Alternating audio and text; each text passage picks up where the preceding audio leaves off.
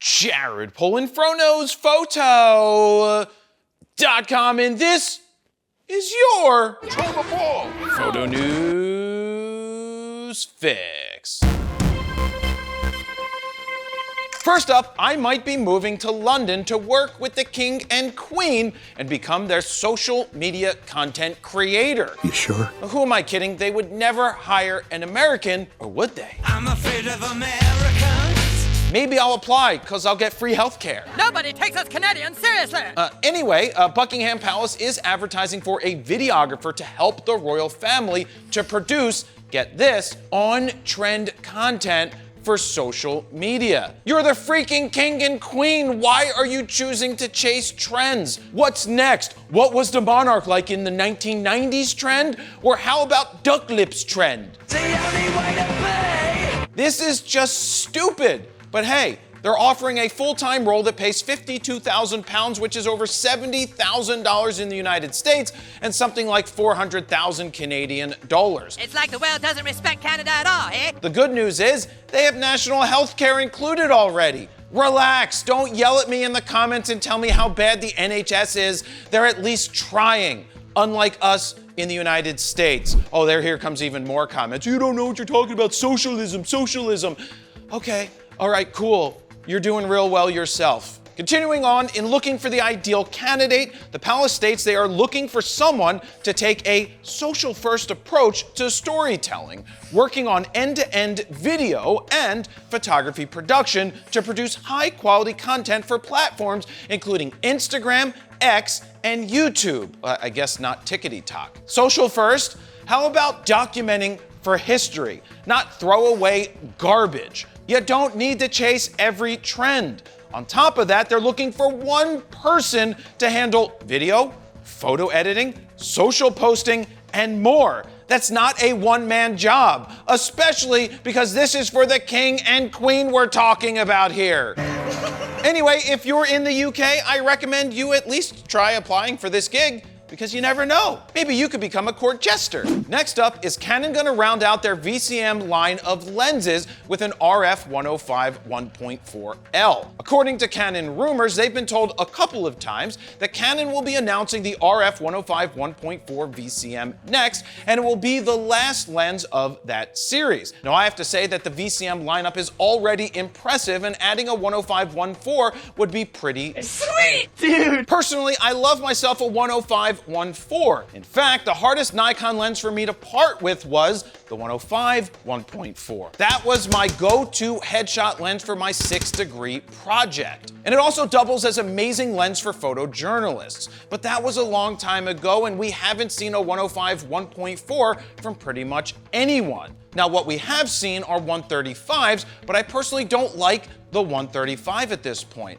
Not because it isn't worthy, I used it for this Bernie portrait when I was on the road in 2019, but because I think it produces a way too flat and compressed look as compared to a 105 or the 85 1.2, which I use for a ton of portraits as well. But if Canon rounds out their VCM lineup with a 105 1.4, I think it would be a nice addition and a nice way to round things out. What do you think? Let me know down below. Next up, if you've been looking at my shirt the entire fix and wondering what's the story behind it, well, here it is. This is a charity I Shoot Raw Safari Edition shirt. All profits will go to bringing water to my friend George, his family, and his community who do not have access to fresh water. George has been our amazing safari guide the last 3 years in Kenya. Through our discussions, I found out his wife needs to walk 4 miles just to get clean water. 4 miles. We take for granted the fact that all we need to do is flick a switch and we have fresh water on tap. Well, together we can help bring them water. All profits from the sale of the shirt go directly to bringing water to George, his family, and his community. On top of that, I'm offering 100 prints for sale and an option to make a straight donation, with all profits going directly to the cause. Now, we've already made a huge difference with over 300 shirts pre-ordered, 50 prints already sold, and over $6,500 in straight donations already made.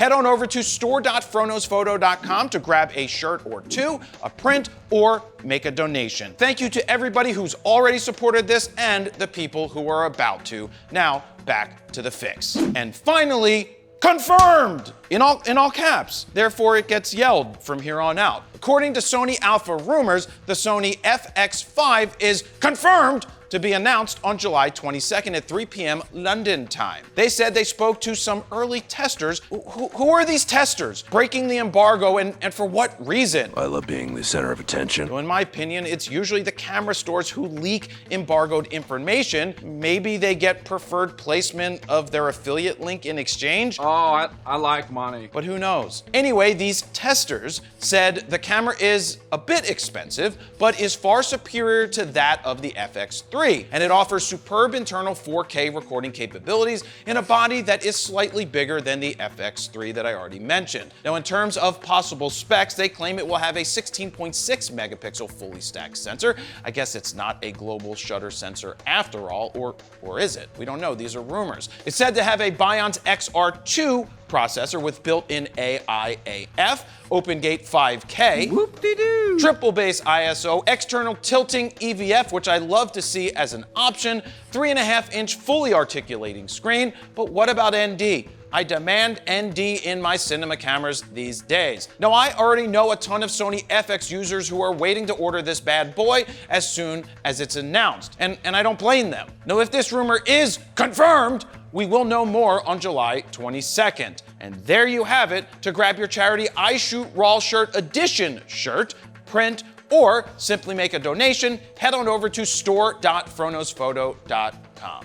Thank you very much for watching. Jared Polin, FroknowsPhoto.com. See ya.